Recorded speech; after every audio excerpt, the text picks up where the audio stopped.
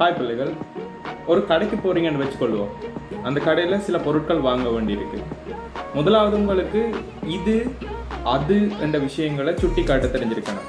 So சிங்களத்தை பொறுத்த வரைக்கும் இது என்றா மேக், ரைட்? நீங்கள் ஒரு பொருளை சுட்டி காட்டி இது வேணும் என்று சொல்ல போகிறீங்க. மேக்க ஓனி, ரைட்?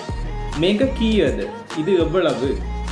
அதை மாதிரி அது என்று சொல்கிறது ஏக்க, ரைட்? ஸோ ஏக்க கீ அது எவ்வளவு, ஏக்க ஓனி. ஏக்க தென்ன පුළුවන්ද, அது தர முடியுமா, ரைட்? மேக்க தென்ன පුළුවන්ද, இதை தர முடியுமா.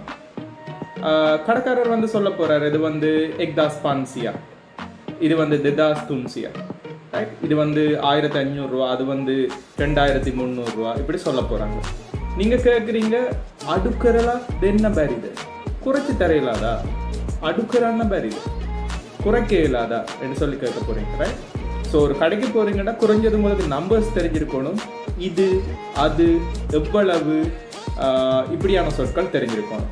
ஸோ பேசிக்ஸ் எப்போவுமே தெரிஞ்சுக்கொண்டு மேத்தமெட்டிக்ஸ் டிஸ்ட்ரிக்ட்டுக்கு ட்ராவல் பண்ணுறது பெஸ்ட்.